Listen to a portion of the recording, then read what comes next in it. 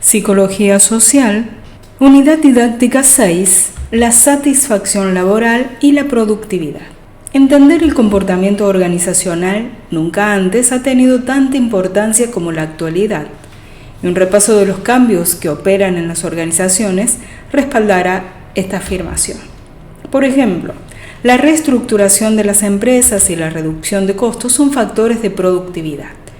La competencia global requiere que los empleados sean más flexibles y que aprendan a enfrentar los cambios rápidos y las innovaciones. En pocas palabras, el comportamiento organizacional enfrenta muchos retos y tiene muchas oportunidades. Quienes integran las organizaciones se preocupan por el mejoramiento de la conducta organizacional.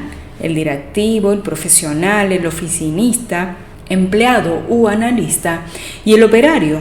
Todos ellos trabajan con otras personas, lo cual influye en la calidad de vida que se desarrolla en los centros de trabajo.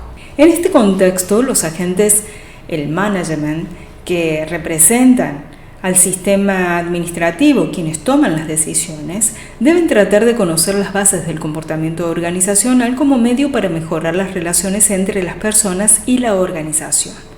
Los gerentes tratan de crear un ambiente en el que la gente se sienta motivada, trabaje más productivamente y sea más eficiente. Y en este marco referencial, uno de los aspectos que más importancia tiene para el trabajador es lo que respecta a la satisfacción que le produce la labor que desempeña y los aspectos que rodean a su trabajo. Las teorías humanistas sostienen que el trabajador más satisfecho es aquel que satisface mayores necesidades psicológicas y sociales en su empleo y por tanto suele poner mayor dedicación a la tarea que realiza. Una elevada satisfacción de los empleados en el trabajo es algo que siempre desea la dirección de toda organización, porque tiende a relacionarse con los resultados positivos, con mayores índices de productividad, lo cual lleva al desarrollo empresarial. La comprensión del comportamiento del individuo en la organización empieza con el repaso de las principales contribuciones de la psicología al comportamiento organizacional, y para ello se debe hacer referencia a algunos conceptos como es la satisfacción laboral y las actitudes. A veces resulta difícil distinguir entre la motivación y la satisfacción laboral, debido a su estrecha relación. Lo mismo sucede entre la satisfacción con el trabajo y la moral del empleado. Muchos autores emplean ambos términos como si fueran sinónimos. La satisfacción en el empleo designa básicamente un conjunto de actitudes ante el trabajo y podemos describirla como una disposición psicológica del sujeto hacia su trabajo, lo que piensa de él. Y esto supone un grupo de actitudes y sentimientos. De ahí que la satisfacción o insatisfacción con el trabajo dependa de numerosos factores, como es el ambiente físico donde trabaja. También el hecho de que el jefe lo llame por su nombre y lo trate bien, o el sentido de logro o realización que le procura el trabajo, también la posibilidad de aplicar sus conocimientos y que el empleo le permita desarrollar nuevos conocimientos y también asumir nuevos retos. Por ejemplo, hay otros factores que repercuten en la satisfacción y que no forman parte de la atmósfera laboral, pero que también influyen en la satisfacción laboral. Por ejemplo, las características biográficas ya tratadas y otras como la salud, la estabilidad emocional, la condición socioeconómica, el tiempo libre y actividades recreativas practicadas, las relaciones familiares y otros desahogos, afiliaciones sociales, etc. Lo mismo sucede con las motivaciones y aspiraciones personales, así como su sentido de realización. La satisfacción laboral ha sido definida como el resultado de varias actitudes que tiene un trabajador hacia su empleo y los factores concretos como es la compañía, el supervisor, los compañeros de trabajo, los salarios, ascensos, condiciones de trabajo, etc. y la vida en general. De modo que la satisfacción laboral es el conjunto de actitudes generales del individuo hacia su trabajo. Quien está muy satisfecho con su puesto tiene actitudes positivas hacia este. Quien está insatisfecho muestra en cambio actitudes negativas. Cuando la gente habla de las actitudes de los trabajadores, casi siempre se refiere a la satisfacción laboral. De hecho, es habitual utilizar una u otra expresión indistintamente. Y asimismo, las actitudes son afirmaciones de valor favorables o desfavorables, acerca de objetos, de gente o acontecimientos. Entonces muestran cómo nos sentimos acerca de algo. Cuando digo me gusta mi empleo, estoy expresando mi actitud hacia el trabajo. Cada individuo puede tener cientos de actitudes, pero el comportamiento organizacional se concentra en el muy limitado número de las que se refieren al trabajo. La satisfacción laboral y el compromiso con el puesto, el grado en que uno se identifica con su trabajo y participa activamente en él y con la organización, y con todo, el grueso de la atención se ha dirigido a la satisfacción laboral. Las variables en el trabajo determinan la satisfacción laboral y las evidencias indican que los trabajadores tienden a preferir puestos que les brinden oportunidades de aplicar sus habilidades y capacidades y ofrezcan una variedad de tareas, libertad y retroalimentación sobre qué tan bien lo están haciendo, características que hacen que el trabajo posea estímulos intelectuales. Los puestos que tienen pocos retos provocan fastidio, pero demasiados retos causan frustración y sentimientos de fracaso. En condiciones moderadas, los empleados experimentarán placer y satisfacción. Los empleados quieren sistemas de pagos y políticas de ascensos que les parezcan justos, claros y congruentes con sus expectativas. Cuando el salario les parece equitativo, fundado en las exigencias del puesto, las habilidades del individuo y el nivel de los sueldos del lugar, es muy probable que el resultado sea la satisfacción. Del mismo modo, quienes creen que las decisiones sobre los ascensos se hacen en forma honesta e imparcial, tienden a sentirse satisfechos con el trabajo. Los empleados se preocupan por el ambiente laboral, tanto en lo que respecta a su bienestar personal como en lo que concierne a las facilidades para realizar un buen trabajo. Prefieren los entornos seguros, cómodos, limpios y con el mínimo de distracciones. Por último, la gente obtiene el trabajo algo más que solo dinero o logros tangibles. Para la mayoría también satisface necesidades de trato personal y por ende no es de sorprender que tener compañeros que brinden amistad y respaldo también aumente la satisfacción laboral. Como se ha visto, la índole del trabajo y del contexto o situación en que el empleado realiza sus tareas influye profundamente en la satisfacción personal. Y si se rediseña el puesto y las condiciones del trabajo, es posible mejorar la satisfacción y productividad del empleado. Así pues, los factores situacionales son importantes, pero también hay otros de gran trascendencia, sus características personales. Y en la satisfacción influye el sexo, la edad, el nivel de inteligencia, las habilidades y la antigüedad en el trabajo. Son factores que la empresa no puede modificar, pero sí sirven para prever el grado relativo de satisfacción que se puede esperar en diferentes grupos de trabajadores.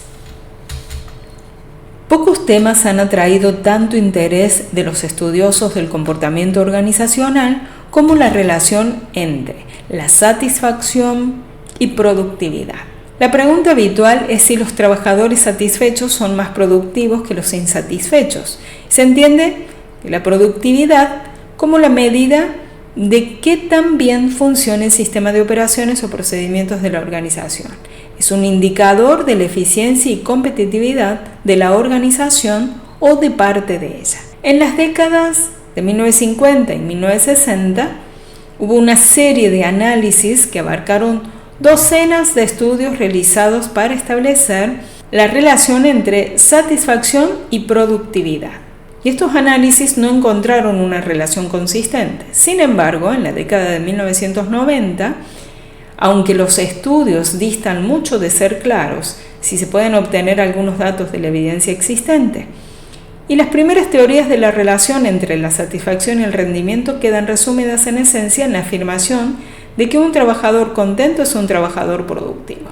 Gran parte del paternalismo de los administradores de las décadas de 1930 a 1950, que formaban equipos de juegos de bowling o boliche y uniones o asociaciones de créditos, organizaban días de campo, proporcionaban asesoría a los empleados y capacitaban a los supervisores para que desarrollaran su sensibilidad a los intereses de sus subordinados.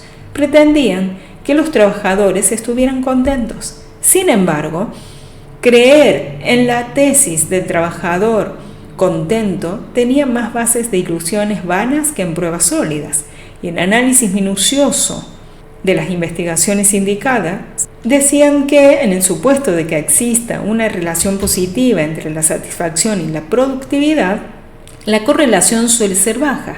Sin embargo, la inclusión de las variables moderadoras ha incrementado la correlación. Por ejemplo, la relación es más fuerte cuando la conducta del empleado no está sujeta a límites ni controles de factores externos. La productividad del empleado en trabajos sujetos al ritmo de una máquina dependerá mucho más de la velocidad de la máquina que de su grado de satisfacción. Asimismo, la productividad del corredor de bolsa es limitada por los movimientos generales del mercado accionario. Cuando el mercado se mueve, el alza y el volumen es más alto. Los corredores satisfechos y los insatisfechos obtendrán muchas comisiones. Por el contrario, cuando el mercado está en baja, la satisfacción del corredor no importa gran cosa. Por el contrario, es efectiva esta afirmación, ¿no? Al parecer, el nivel del puesto también es una variable moderadora importante. La correlación entre satisfacción y rendimiento es más sólida en el caso de los empleados que están en niveles más altos, y por consiguiente podemos esperar que la relación sea más relevante en el caso de profesionales que ocupan puestos de supervisión y administración. Otro punto de interés para el tema de la satisfacción, productividad, es la dirección de la causalidad. La mayor parte de los estudios de la relación partían de diseños que no podían demostrar la causa y el efecto. Los estudios que han controlado esta posibilidad indican que la conclusión más válida es la que la productividad conduce a la satisfacción y no a la inversa. Si se realiza un buen trabajo, se obtendrá una sensación intrínseca de bienestar. Además, en el supuesto de que la organización recompense la productividad, la persona con mucha productividad obtendrá más reconocimiento verbal, así como mayor sueldo y probabilidad de ascenso. A su vez, estas recompensas incrementan el grado de satisfacción laboral y, en contraposición a las afirmaciones anteriores, plantea una relación muy importante entre la satisfacción laboral y la productividad. Pinilla dice, por satisfacción se entiende la actitud general que adoptamos frente a nuestro trabajo, cuando hemos podido resolver nuestras necesidades fundamentales y tenemos conciencia de ello. En tal sentido, los trabajadores necesitan que se les respete y se les trate dignamente. Necesitan ganar lo suficiente para vivir decorosamente, para alimentarse, vestirse y tener recreación, pero no solo el individuo, sino también su familia. Necesitan que se les den condiciones de trabajo saludables, que se les brinde prestaciones sociales para la solución de problemas que se les presentan en sus hogares. Los empleados necesitan aprender constantemente a trabajar mejor y ejercitar sus capacidades frente a responsabilidades crecientes. Necesitan que se les trate justa y equitativamente, que no haya favoritismos ni trucos en la determinación de sueldos, salarios y compensaciones, que se premie el esfuerzo y el mérito. Todas estas necesidades son más o menos perentorias en operarios, empleados, profesionales, en usted y en mí. La resultante final de la solución de las necesidades que se acaban de mencionar es el sentimiento de satisfacción y conciencia de esa satisfacción. Y esto da libertad psicológica, permite que la gente se entregue a objetivos de superación en su propio trabajo. La actitud de satisfacción es condición necesaria para que el esfuerzo humano del trabajo se torne verdaderamente productivo. Es un hecho que no trabajan bien quienes tienen la constante preocupación de deudas pendientes, malos tratos del jefe o carencia de reconocimiento. Y es también un hecho que cuando saben que están siendo atendidas adecuadamente sus propias necesidades, se está tranquilo y se trabaja mejor. Cuando el empleado sabe que las cosas marchan bien en el hogar y en el trabajo, que está progresando y que sus propios esfuerzos depende que se avance, se empeña con tesón y ánimo, mejora la cantidad y calidad de su rendimiento en el trabajo. el sentimiento y la conciencia de la satisfacción no solo son factores condicionales del mayor esfuerzo y del mejor rendimiento, sino también de dos vivencias fundamentales: la sensación del éxito individual, que contribuye a dar solidez y nuevos ímpetus a la personalidad, y la alegría en el trabajo es el gran remedio contra la pequeñez de espíritu y la mezquindad, promotoras del odio al mérito ajeno y de envidias. Es decir, que antes que la tecnología, capital, materias primas y edificios, en la industria trabaja un grupo humano y la productividad depende de la eficiencia de ese grupo humano. El rendimiento del hombre en el trabajo es lo que técnicamente se conoce como la eficiencia o productividad. De la actitud adoptada por el trabajador frente a su propia labor, de la actitud de satisfacción o de insatisfacción, depende en gran parte que la producción sea eficiente o deficiente. Y la producción es la base de la vida social de los pueblos, porque sin ella no hay empleo ni bienestar social. El planeamiento respecto a la relación entre satisfacción laboral y productiva o de productividad pueden tener sentido cuando se trata de reflexionar en términos de lo que el ser humano busca en el trabajo, pero al no existir sustento empírico, queda como una propuesta interesante, pero no teórica. Cuando un empleado o grupo de empleados se encuentra insatisfecho, el primer paso para mejorar la satisfacción debe ser determinar las razones. Puede haber una gran variedad de causas, tales como una pobre supervisión, malas condiciones de trabajo, falta de seguridad en el empleo, compensación inequitativa, falta de oportunidad de progreso, conflictos interpersonales entre los trabajadores y falta de oportunidad para satisfacer necesidades de orden elevado.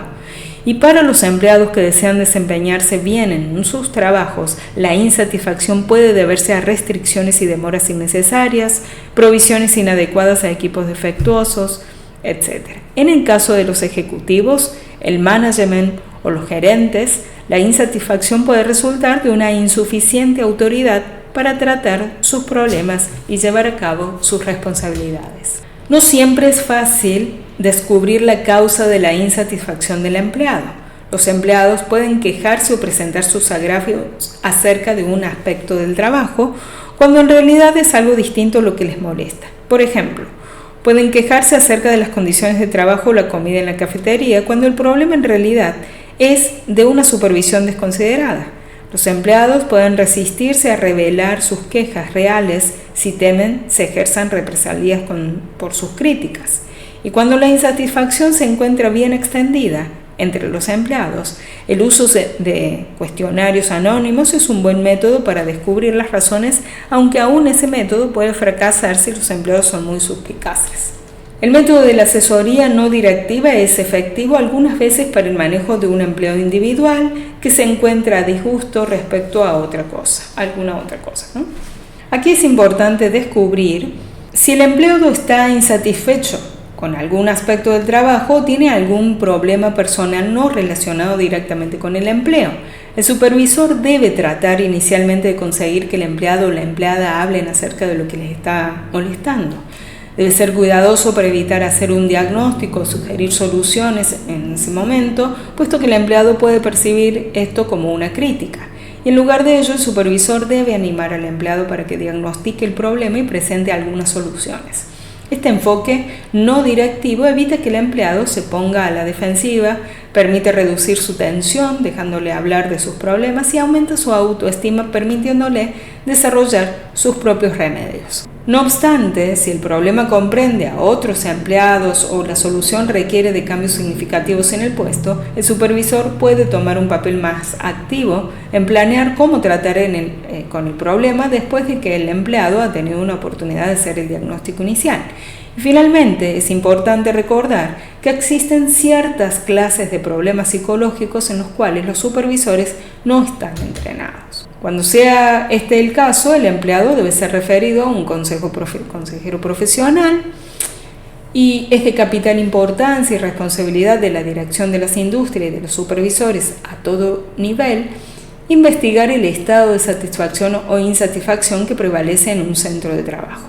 Para ello debe investigarse las actitudes de trabajadores y directivos. Del éxito que se tenga en la obtención de un conocimiento objetivo del clima de actitudes determinantes de la satisfacción o insatisfacción del personal, dependerá que la eficiencia de la producción, objetivo vital de toda empresa competitiva, obtenga el más decisivo, inmediato y directo estímulo. Dirigir empresas es fundamentalmente capacitar y adiestrar personal, seleccionarlo y organizarlo, supervisarlo y motivarlo.